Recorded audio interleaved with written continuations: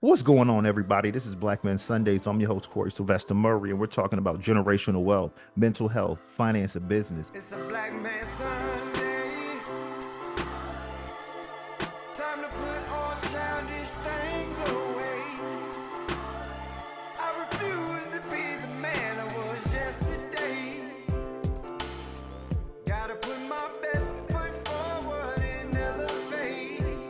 And today, we're talking to Jamil Frazier. This brother's an entrepreneur, keynote speaker, a business coach, an investor. This brother has a health coaching organization, a real estate investing company, an education company, a publishing company. This brother's out of San Diego, California. He's also a best-selling author, a husband of four. So without further ado, Jamil Frazier, brother, welcome to Black Men Sundays. How you doing? Man, we in the building. What up, Corey? What's going on, man? And one thing that I forgot to mention, you also established scholarships for high schools, churches, and universities. So without further ado, man, I want to jump right into that. How did you set the scholarships up? Because on Black Men Sundays, we do our turkey drive in November for three boys and girls clubs. But I would like to add to, our turkey drive and set up some scholarships. So how did you set yours up, and what advice and tips can you give for brothers like me that's trying to set up scholarships as well? Man, well, first and foremost, man, I'm so excited to be on here. I've been all over your social media. Um, Man, you are the real deal. I see what you're doing. I see the platform that you have. I see the type of people that's been coming on the pod and the information, the knowledge that you guys have been dropping for folks like me, people that want to level up, people that want to do better. I mean, I think we need more of that. And to see you running in the forefront of that, man, I just got to give you your props, man, for real. For me, it was always a dream. I came up playing football, and for me, making it to college, I think that was a lot of kids that were around me. That's what we wanted. We wanted football scholarships. We wanted to be good. We wanted to go play in college, and I got really, really, really lucky when I was in about the fifth grade. I had someone start sponsoring me, and she basically sponsored me to play football all the way from the fifth grade throughout high school. So I just knew that one day I wanted to be in a position where I could give back. So one of the first things that we started doing was I partnered with the university that I ended up graduating from, play football with, and I always wanted to establish a scholarship through that school. And so because we had connections, because we knew a lot of the coaches, we were able to do that. And then we just started partnering with cities where everywhere that we went, we just started partnering with the local community, partnering with the local cities, and seeing what they wanted, how we could step in and drive value and create scholarship funds for mostly athletes, because that's my background.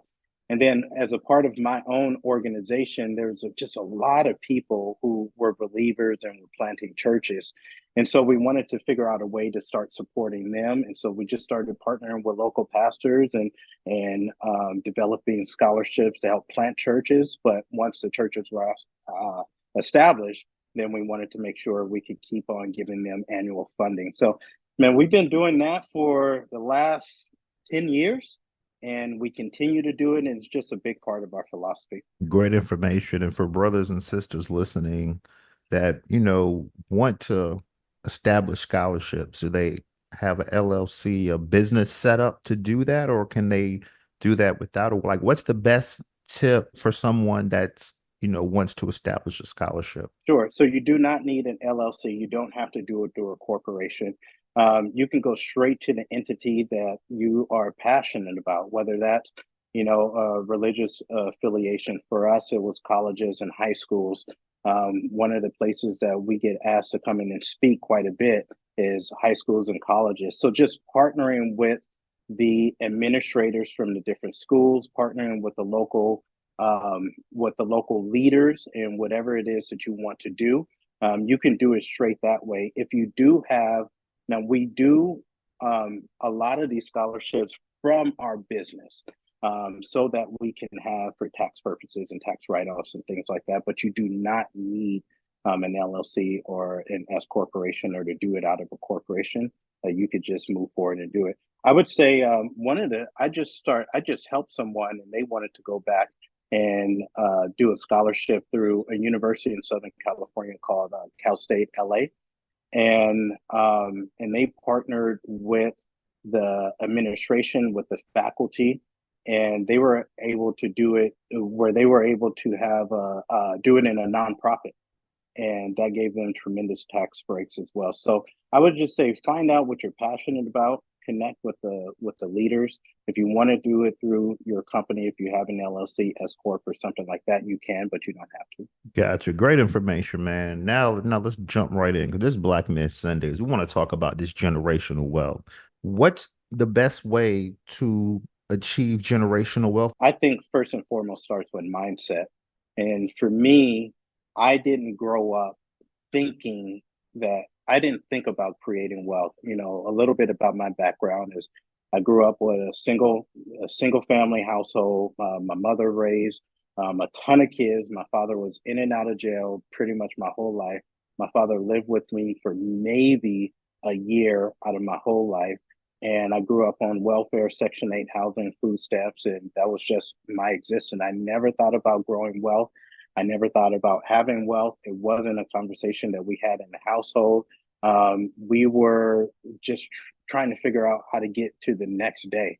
And that was one of the reasons why I wanted a football scholarship so badly, is because I knew that there was no way, at least when I was younger, I didn't foresee a way of getting into college without some sort of financial aid or some sort of scholarship.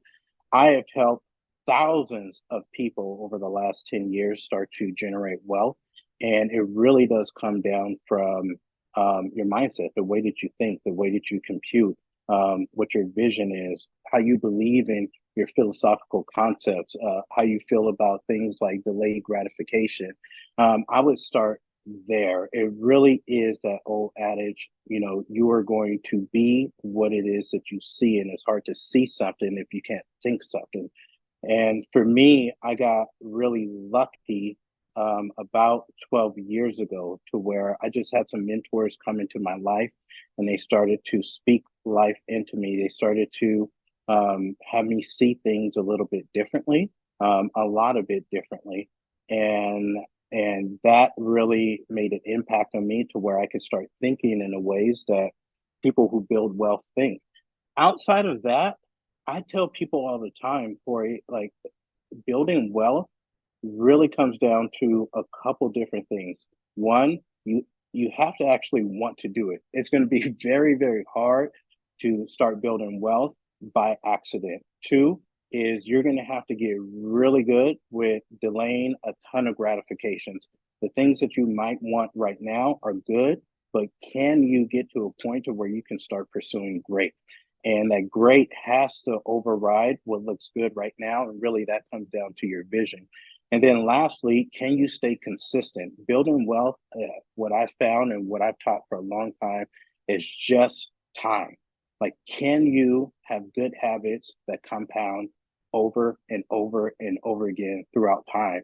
And if you can do that, I fully believe it doesn't matter if you're Black, if you're white, if you're Asian, if you're Latino, it really doesn't matter. I believe that anybody who really wants to can do it if you start to have those components. I got you, but I mean specifically like, whether it's home ownership, stocks, like, in your opinion, what's the number one best way to achieve generational wealth? You have to invest. And so people want to know, well, what investment vehicle do you suggest I get into? Here's what I would say. There are a lot of investment vehicles, and I believe that all of them work. So whether we get into the markets, whether we get into real estate, whether we get into crypto, whether we get into what I'm doing right now, which is private equity, all of them work. Here's the things that I suggest that people start doing. If you have some sort of income that's coming in, Corey, whether it's a job or whether you have a business, or heck, whether you're on Section 8 and welfare like I was when I was growing up and didn't get off of until I was 22 years old. If you have income that's coming in, you can build wealth. So I always suggest for people to take whatever amount that's coming in, take 10% of that and start putting it away to saving. Take another 10% of that and put it away so that you can invest. And my philosophy, what I teach my students and what I teach my kids, is that last 10%, put it away so that you can give it away. So you can tithe or give it away in forms of scholarships. Live off of 70% of your income. Now, that 10% that we're going to start investing, then where do you put that money? When I first started out, I put it into real estate. And then I realized real estate didn't really fit my temperament. And so I sold off all my real estate and then I started lending. And then I realized lending for my temperament, for how I was living my life, running my businesses, I love lending. I didn't have to do much. I didn't have to have too much hands on. I love the sort of returns. And then from that, I got into angel investing. And then from that, we're in private equity. So we hold our wealth in the markets. We still hold some in real estate. We invest a lot into companies and we put a lot of money into private equity. To me, I don't want people, Corie, to get too bogged down on what vehicle I put it in. And that's one of the biggest mistakes that I've seen a lot of people do, especially our community, is we start to make this thing too heavy, too cumbersome, too hard. It's not that hard.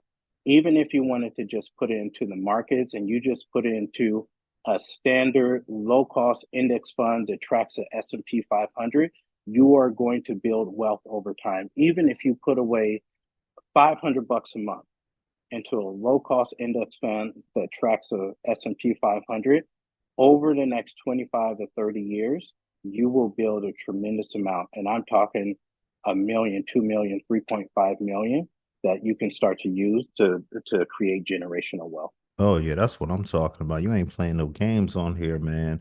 And I want to talk about your healthy coaching organization. I see it generates over $12 million annually. So let's talk about, how and why you set that up and how you're able to generate so much income. So again, I feel like a lot of my life has been luck, divine intervention. And I love that you guys talk about, relationships and the mental health aspect on this podcast. When I saw that, I was like, man, these guys really know what they're doing for real because it all intertwines. In 2010, my wife and I found out that we were pregnant with our first son. You would think that it would be this joyous moment for me, that I would be elated climbing to the top of the mountain, screaming, my son is about to come, but it was the direct opposite. I was scared. I went into a 2 year depression. I put on a whole bunch of weight. I started doing a lot of things that were unhealthy, drinking way too much, partying way too much. Didn't know how to handle it because, like I said, I never had a father. And so now me becoming a father was something that was really scary for me. So during those 2 years, Corie, I put on a lot of weight. When I graduated college playing football, I was probably 180. And at this time, I was about 225, 230.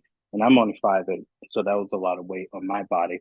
And so I had a buddy of mine I used to play football with. He said, hey, you should contact my mom. She's a health coach.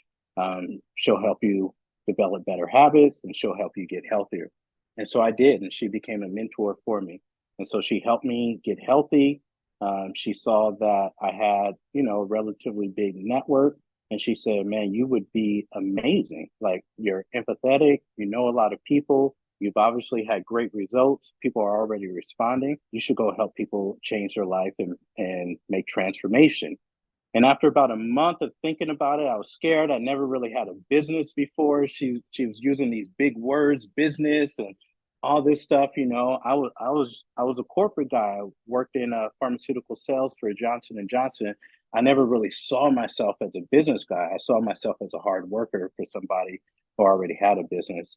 And so I went to a seminar that her and her folks were doing, and I saw that, man, this is people's lives are changing. I want to be a part of this.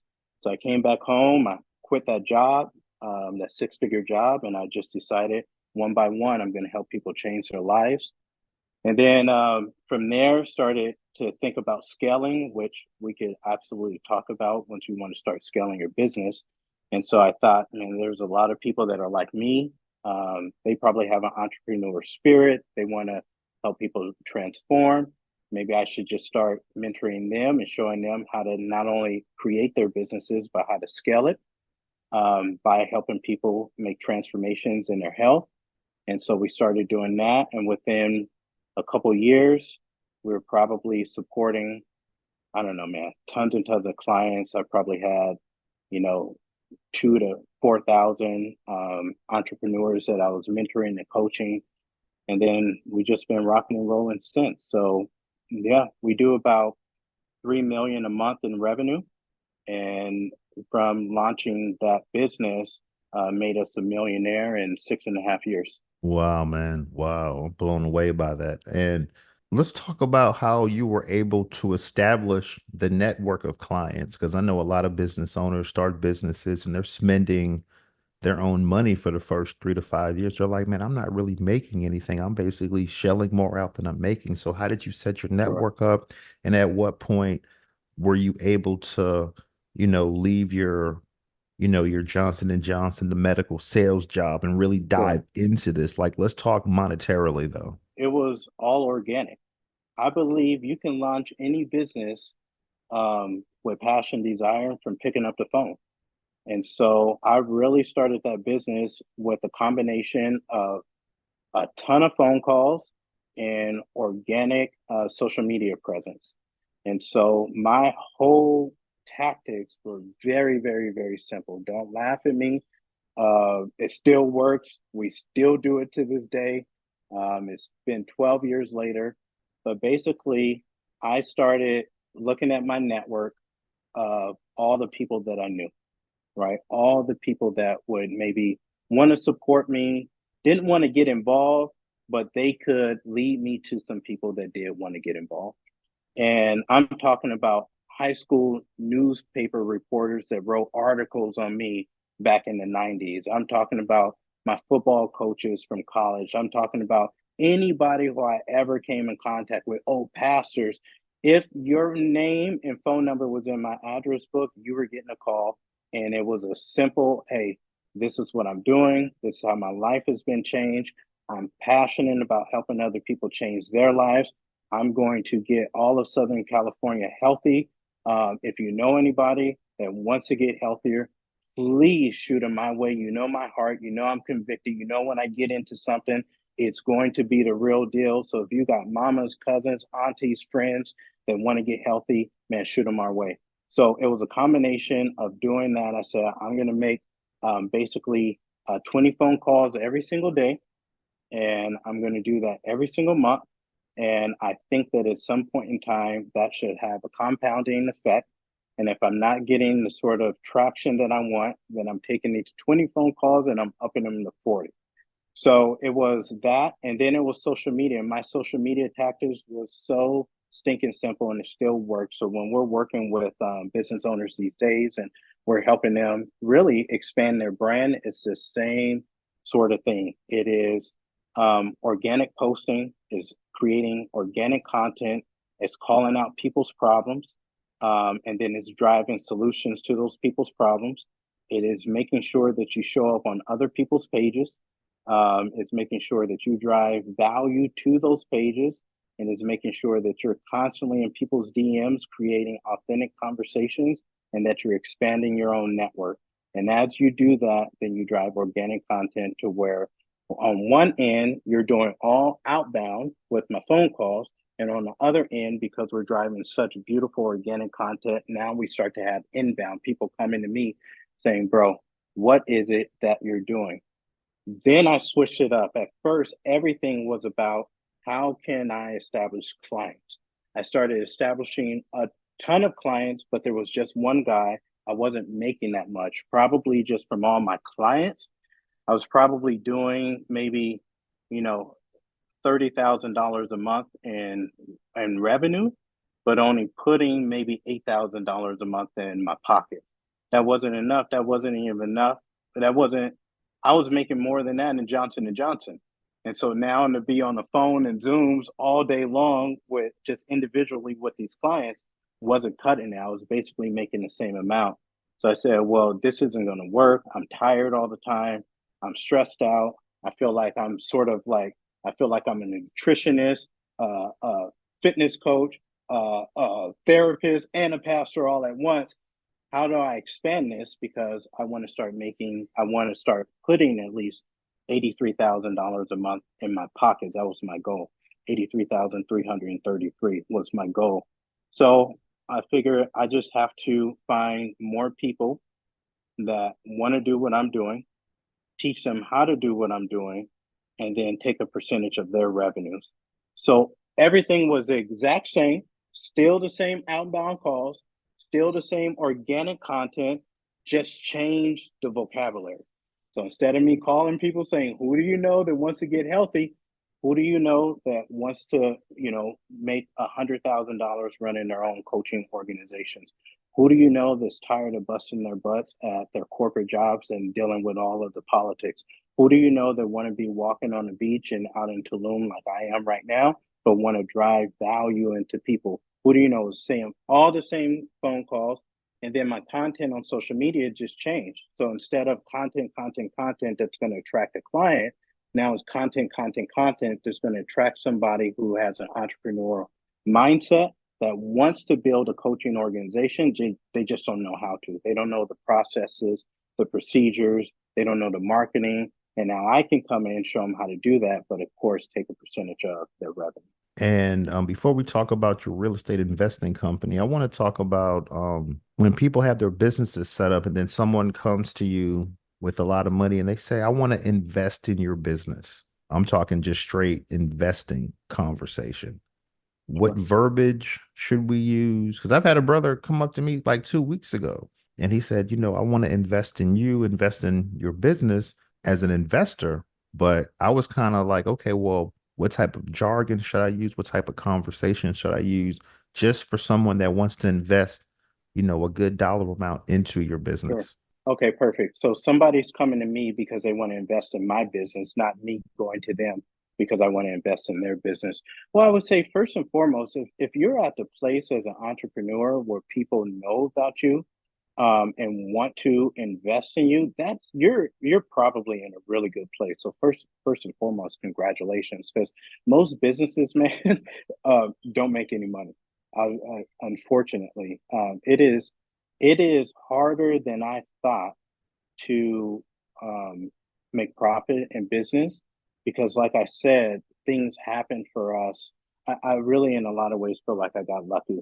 But if somebody's coming to you and they want to invest in your business, first and foremost, I would ask why. Like, what has got you interested, and what have you heard, and what sort of value could you bring to my business outside of money? If they're looking to make an investment and they want equity, then I would start thinking about first. So I wouldn't bring on any investors in any of our companies. But if somebody was looking to bring on an investor, then first and foremost, what I would start to do is an analysis of how much you think your business is worth, and how much of your business are you thinking you'd be willing to give up for X amount of dollars.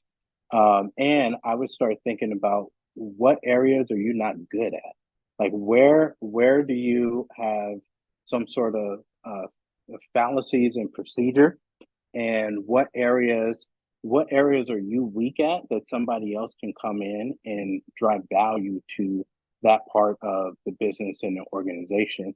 And so I would ask them, so what sort of strategic planning can you bring to the organization? What other companies have you worked with that are like mine? What sort of dollar amounts have you invested in the companies that are like mine? And what are you looking for? A lot of times, if I'm looking for an investor, it's important for you to know there's different. When I look to invest in a company, Corie, I'm looking for a company that wants to scale and wants to sell. A lot of times, if you're a CEO and you're thinking about bringing on investors, a lot of times investors are like me, is they're not looking for a legacy business, but you might be looking to have your business for 10, 15, 20, 30 years. You might look to have a legacy. So I would ask that investor, are you looking for an exit? Are you looking to be with me for the next 20 years? And if they don't have the same mindset or view, then they're not going to be great partners for you. So first thing that I would do for sure is I would figure out, well, do I even want to bring on a partner? if I did bring on a partner, what can they help us with that's going to bring more revenue in here? Do they have contacts to that's going to give us more eyeballs? Because usually we need more than just money. You know, people need more than just money. They need some sort of strategic play.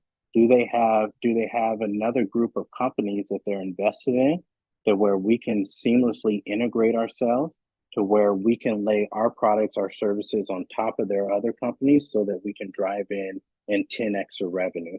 So if those things aren't happening, then that would be something to think about. Okay, great information, man. Yeah, because I got approached a couple weeks ago and I was like, I was flattered. But then I started thinking about it and I was like, okay, let me, when I saw you were coming on, I said, let me ask him that question. So thanks for that.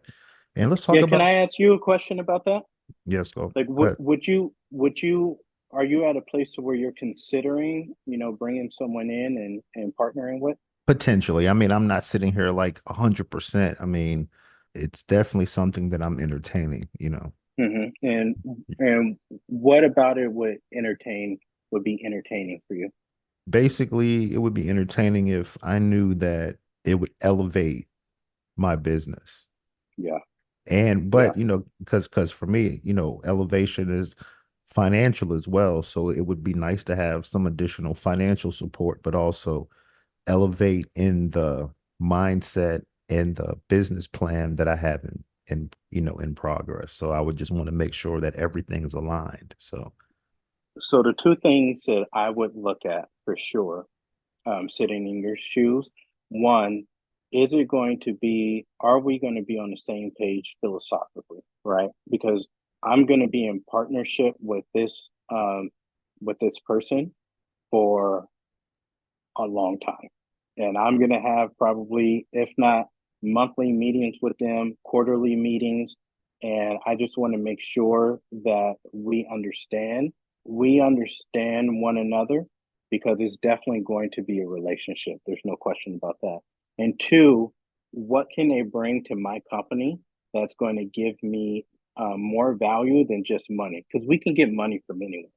I can go to the bank right now and get an SBA loan and not have to deal with all the issues that might come with that, right? So what strategically are you going to bring the organization that is going to help us 5x or 10x in the next year to 2 years?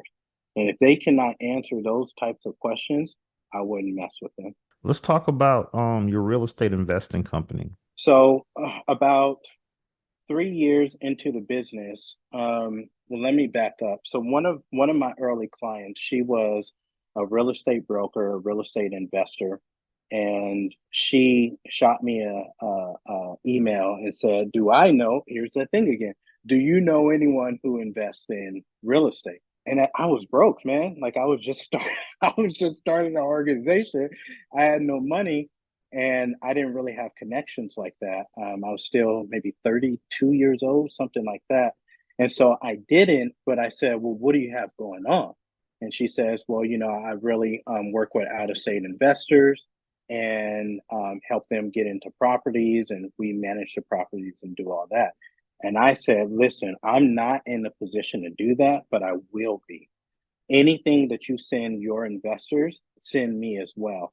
So for about 3 years, every week I'm getting these deals and I'm looking at them and I'm analyzing, and she's sending the numbers, and I'm seeing what sort of rate of returns her investors are getting. And so, man, I would literally be having dreams about this. And so finally we were in the position about 3 years later. And I told her, I said, "All right, Val, I'm ready to go." And so I always wanted to create a company that at the time I only had two kids. Now we have four. But at the time, Ezra was born and then Mila was just born. So I wanted to create a real estate investing company. So I called it E&M Investing Partners. And we just started buying up a ton of real estate, man, all out of state. I lived in California. So first we started in Indiana and then we moved to Atlanta. And we just, as much as we could, just tried to buy as many at the time single family homes. And then that was great until it got a little bit cumbersome.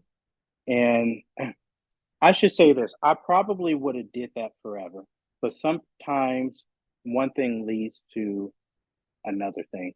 And so for about 4 years of just going crazy buying real estate, I was in vacation in Colombia. A buddy of mine called me up and said, "Hey, I'm stuck in a real estate deal.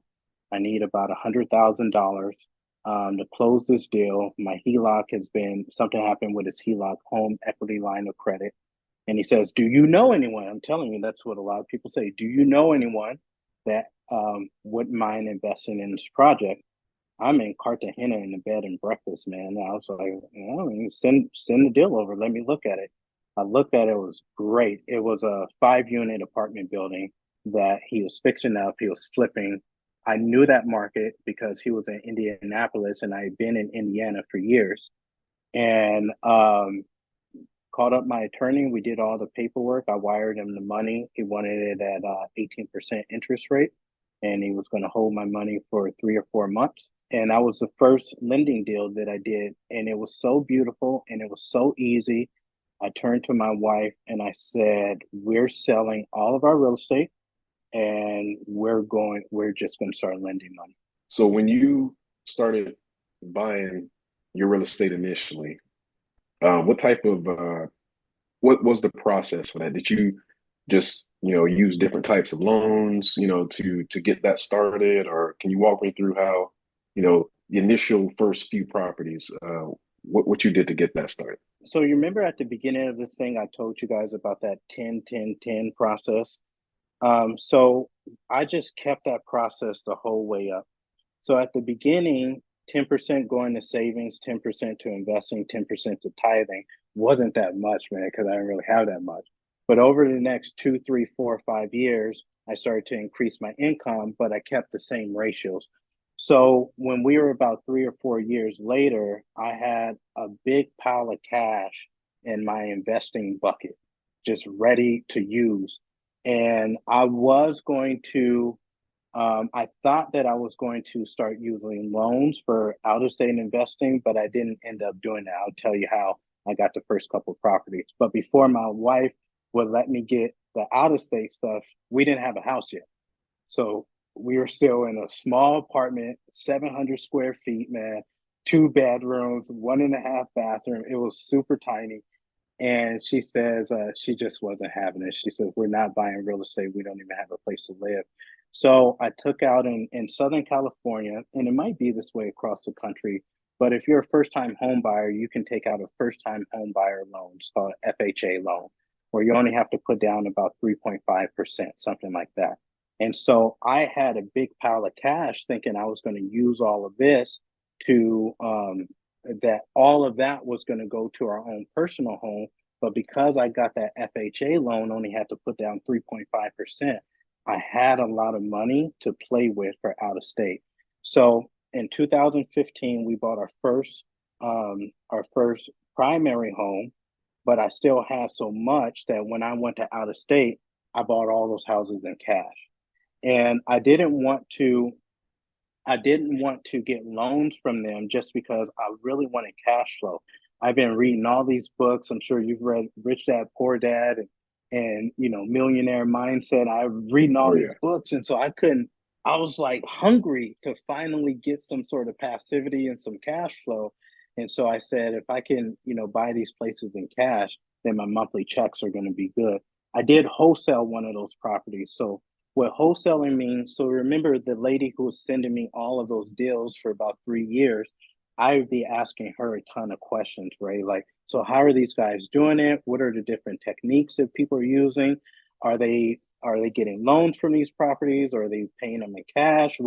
And so she told me about wholesaling, which was fascinating. I never even knew you could do something like this.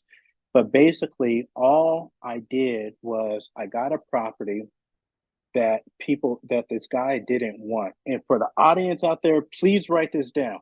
There are properties that are called don't want them, okay? And there are lots of them all across the world. I've sold don't want them. So basically, owners of properties get to a point to where that property becomes so much of a headache, maybe the tenant becomes so much of a headache that they just don't want them. And they're looking for people to give them to, literally to give them to.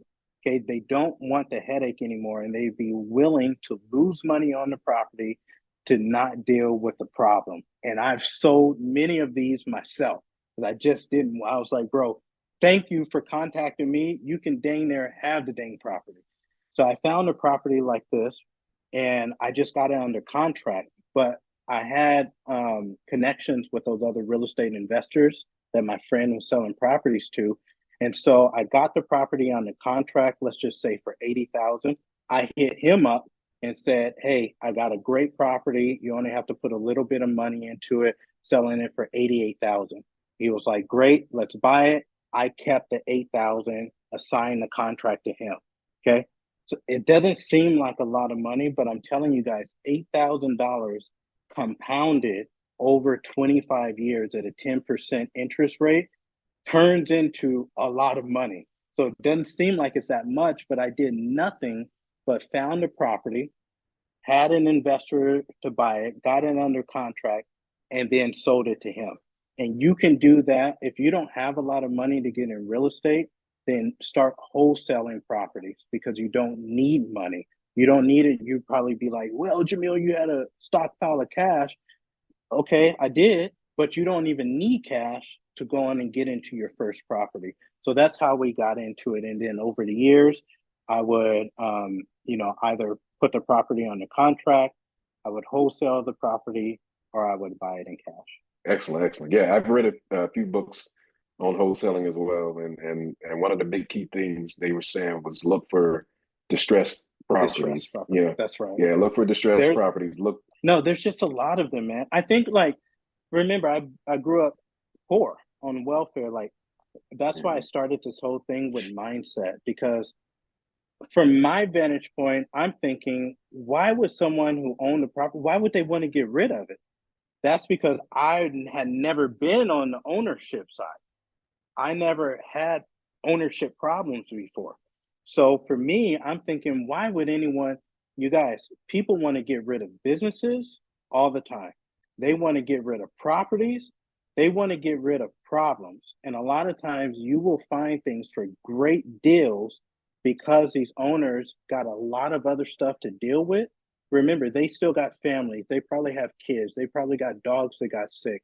Sometimes the last thing they want to deal with is a freaking laundromat that that they really don't even want, and they're looking for somebody to come in and just take it off their hands, or a property where a tenant has been lounging in their property, they can't leave. Every time they bring the sheriff in to get the tenant out, they got to pay the sheriff $200-300. They brought in a big Great Dane that is tearing up the property. You can't do anything about it. And so a lot of times they don't want the property, and you just have to be hungry enough to find these deals and then build a network of investors so that you can flip them to them. Excellent. Yeah, thank you for breaking that down clearly. For me and everyone listening as well. Um, My other question was based on something you spoke about earlier. You said you were an angel investor as well. But can you expand on that a little bit? Because that's something I've always been intrigued and heard of. And what is the criteria to be an angel investor? Do you have to be a accredited investor initially? You know what I mean? So can you answer a few of those questions? Sure. Yeah. So most people have seen the show Shark Tank. And so as we were, just really engulfed in building our business, building my organization, pouring into my clients and the entrepreneurs that we supported, buying real estate, obviously was putting money away into the market, which I love the stock market, by the way. I started watching the show Shark Tank and seeing what these guys were doing, and it just looked so much fun. Like it looked fun, it looked sexy. And then once I started lending, a lot of people that were getting money from us were business owners. I wasn't taking any equity. I was just doing straight lending deals to these guys and all sorts of different businesses, right? Accounting firms and real estate brokers and restaurants. Just like if you have money, people are looking for money. And so I always wanted to do the whole Shark Tank thing. Luckily enough, we did become accredited investors. An accredited investor is when your household income, I forget the exact numbers, but your household income is over like 250,000, or your net worth is over 1 million outside of your primary home. Something Correct. like that. You have to correct me if I'm wrong. But once we became accredited investors, I felt really comfortable with now partnering with companies, partnering with CEOs and founders, and seeing how we could be a value add. And at first, it was scary. It was because I didn't know what to say, I didn't know what to ask, and I felt intimidated. I'm just going to be honest with you in the audience. I felt intimidated because I didn't see myself as a businessman. And I felt like these founders were more business people than me. And so I a lot of times took the back seat at the very beginning because I thought I've never thought that I was smart. I still don't think that I'm that bright. And I always felt like they were smarter than me. And so I'd be scared to ask for things or scared to ask questions I didn't know, scared to negotiate because every single founder will overprice their company. Every single one. I mean, if I would do it too, right? Because it's our baby and we believe that it's a lot more valuable than it actually is. And so even that negotiation process and all that stuff was very, very intimidating. But basically, angel investing is you are partnering with a founder, CEO. Most of the times, if not always, it's a startup. So this is pre-revenue, meaning they haven't sold anything. They haven't brought any money into the company. It is risky, super risky.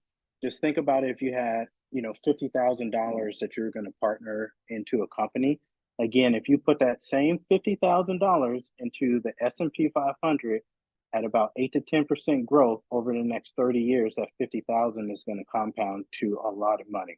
When you are putting that 50,000 into a brand new company where they haven't established, they might have a plan, but they haven't executed the plan, which makes it really risky. They might even have a marketing plan or a sales plan, but fact of the matter is they never sold anything.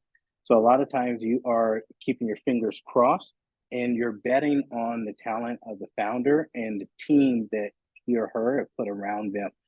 And now, why do people do this? Because if it works, then this is where you make for real money. So, say you invest $50,000 into a company, and over the next 5 years, that company grows and that company starts doing about $10 million a month in revenue. And now a bigger company in the market comes along and they say, you know what? We don't really even want your company, Ray. We just don't want your competition anymore. We're going to buy your company for 100 million. And let's just say, Ray, you have 10% of that company. You own 10% of that company. Now you just got a check of $10 million. And so that's why people do it.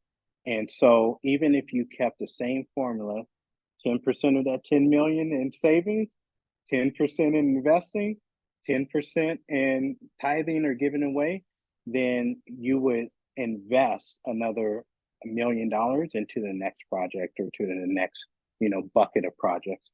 So that's why we decided to get into angel investing. It's because the upside is so big, but you rarely ever take all of your investing funds and put it all into angel investing or private equity because it's so risky. You probably want to use maybe 5% of your investing funds to put into a risky project like that. Spot on. Thank you again, Jamil, for answering that question. That's something that's been on my mind for quite a while. And I was like, man, this angel, I understand, investing. I'm an investor myself. I'm a, day trader. I actually have a 6 o'clock Zoom, for some students to teach them about investing. Yeah, So, let's go. yeah, right. So, coaching and investing, Corie knows this. That's kind of my wheelhouse. But I like to be well rounded, and I appreciate you coming on the show, man. And I definitely want to speak with you offline if possible to definitely talk more. I got more questions, but I want to keep the whole show going, wrap the whole show. So thank you for answering my questions, Corey. I'll hand it back over to you, brother. Thank you. Definitely. Yeah, man. This Black Man Sundays, I call it the spiderweb effect. We bring the guest on, you link up with them, we take it from there. So, Jamil, man, before I continue, are you enjoying yourself on Black Men Sundays? Oh man, when Diamond is part of my team. She's incredible. When she told me that I was coming on, I was giddy, man. I was like, let's go.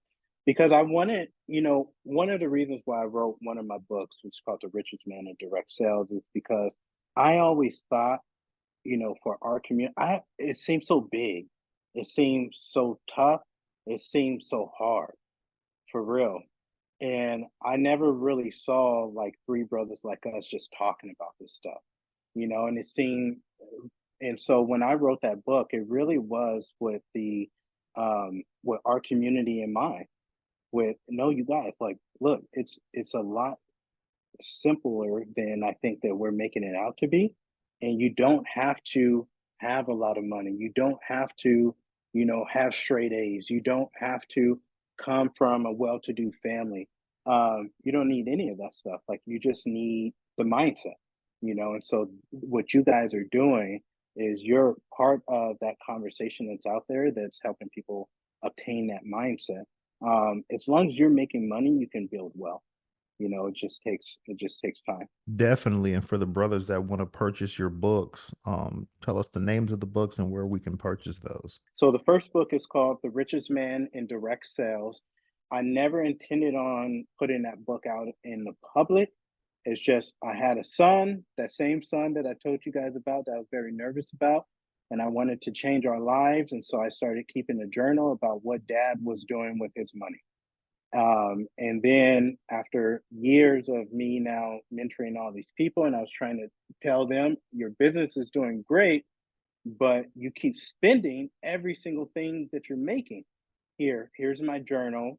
Just follow what I've been doing for the last 5, 6 years. And then a book guy came to me and was like, "Bro, this is a book." So we made it into a book. So that's called the Richest Man in Direct Sales. And then the book after that is called The 12 Shifts, and that book really is just about personal development and helping you have a formidable life, not just bank account. Got you, man. And if I'm a brother listening to this show and I'm like, that sounds great, but see, he has money. I'm living paycheck to paycheck with this inflation.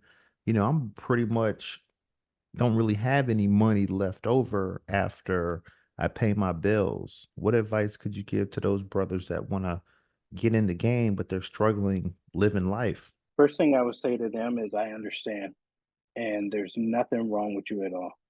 There's absolutely nothing wrong with you, and you can absolutely do it. And if you need help, like, there's a lot of people that will help. And I can say that because in large respects, I was in that situation, and I think millions and millions of people are.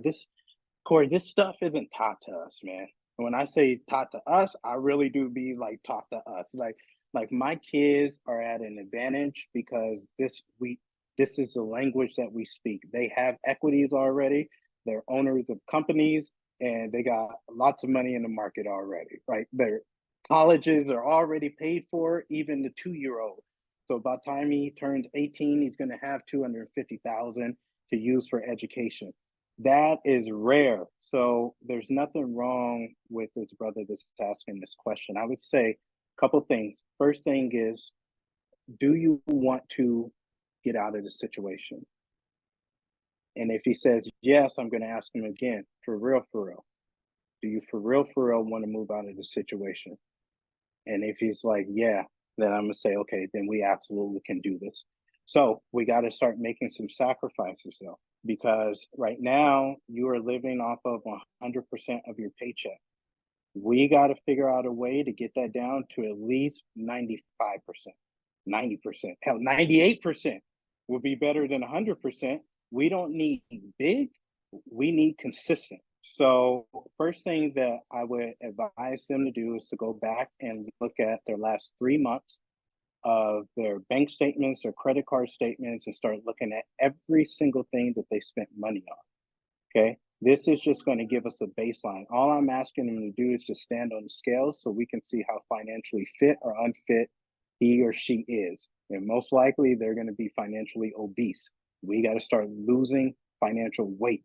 And I speak like this because I spent the last decade building a health coaching organization. So I equate money with weight a lot. So just like when I'm helping someone lose weight, I have to put them in a caloric deficit. I'm going to have to put this young man in a financial deficit. We just can't spend what you've been spending. He's going to say everything that I'm spending my money on, I need. I'm going to go through there and say, no, about 30% of the stuff you don't need, these are what we call wants. And I'm going to cut them out and it's going to hurt. It's going to hurt just because it's going to be painful and uncomfortable. Just like when I was 230 pounds when I shouldn't have been, and I went into a caloric deficit, it hurt because I was used to eating all that crap. Same thing happens with money. We spend a lot of money on things that we don't need. And when I start cutting that out for people, they don't like it. It's painful. And so that's one of the reasons why most people don't build wealth is because it's an uncomfortable process. And so he's going to have to start, well, like I said, delaying some gratification. And there are things in there that he wants that he doesn't need right now. So once we start doing that, and once we start finding a spread in his income, which trust me, there is going to be a spread, then we just have to start telling that money what to do instead of letting that money tell us what to do. If there's some debt there, then we just start paying off the debt. But we're definitely going to start building a savings account. We're going to build a rainy day fund. We're going to start putting money away for investing. And then we're going to start giving away because I believe in the law of reciprocity. What we give, we'll in turn receive. And then we'll start letting that money grow for us in some sort of investment vehicle. Now, at the beginning, he may not be able to do the 10-10-10 strategy that I told you about. He might only be able to do the 1-1-1 strategy, right? Like put 1% of his money away into savings, 1% away to investing, 1% away of giving away, and he might live off of 97%. But over time, we're going to get that down to where he's living off of only 70%. Now, at the same time, what we do with our students is we teach them how to make more money. And so now I'm going to start mentoring and coaching him how to go into his job and be a value add so that they give him a raise, how to start negotiating raises and how to start becoming a leader in that organization. People will always pay you more if you know how to solve problems. One reason why he's not getting paid a lot right now, or as much as he wants, is because he's lacking skills and he's not solving enough problems. If he wants to start starting a business, then we'll teach him how to do that too. And all I'm looking for in is additional $1,000 to $2,000 a month. I don't even really want that much. Just from that, if I can get him to a place to now we start investing $1,000, $1,500, $2,000 a month, that means, Corie, that I get to help him invest $24,000 a year. And Corie, if I teach this dude how to invest $24,000 a year over the next 20 years, he'll have $3.5 million. Yeah, that's what I'm talking about, man. That's what I'm talking about. Let's talk to our married folks for a little bit, man, because I was checking out your Instagram and I saw you had that no questions asked account. And I said, I kind of want to talk about that on the show a little bit for our married folk out there. So I believe marriage is one of the greatest institutions for building wealth. And one thing that I should say it like this, from my time of mentoring thousands of entrepreneurs, most of them I would say were married. I don't think that's going out on a limb. I would say most of them were married. One thing that I have found, and it may not be true, but I think it's true in my situation, is rarely did they have the same money beliefs. Does that make sense? Like, rarely did the husband and the wife have the same beliefs around money. My wife, for example, she doesn't care at all how much we make, what we invest, where we invest it. Like, it's just not important to her. And so I found this in a lot of couples that we've helped over the years as well, and it's certainly been present in my own marriage. And so I thought that I wanted to I set all these goals, and one of the goals that I set was I want to get to a place to where I create an account for her to where she can basically do whatever it is that she wants to do without asking any questions. Of course, she has her own money. Of course, she's highly intelligent. Of course, she's self sufficient.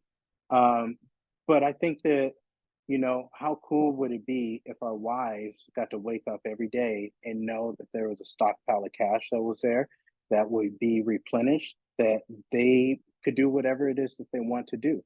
So she has an account called a no questions asked account. But basically, if she wants to go somewhere, she can go. If she wants to go on a trip, she can go. If she wants to go shopping, she can do it. If she wants to start a business, she can do it. We usually keep about $30,000 in that account, and it gets replenished throughout the years when she decides to use it. And I think that that's something, especially for us men and for us as husbands, to just put there. I think our wives appreciate it, and I know that my wife appreciates it. She rarely uses it, honestly, but I think just the safety of it puts her at ease. And holy cow, if she's at ease, fellas, I'm at ease. There you have it. Great information, Jamil Frazier, man. Is there anything else that I didn't ask you? Any tips, tricks that you want to share before we get out of here? Yeah, I think because we're still in the family, I coach a lot of people with family and relationships as well. And one thing that I do that might be helpful for the audience, especially helpful for the men or women, doesn't matter, is I have a document for my wife that's called "If Something Should Happen to Me." And basically, this document lays out step by step, basically, if I died, what to do. Call this person. Here are all the accounts. Here are the passwords, step by step. Step number one, call this person. Step number two, then call this person. Step number three, call this person. Here's where our equities are. Here's our businesses. Call these people. Take 10% of this, put it over here. Only spend a certain amount on a funeral. Release these properties because they're going to be too much of a headache for her to take care of. Release these properties, take that money, put it in here. Literally, it gives her a playbook. Like when I played college football, we always had a playbook.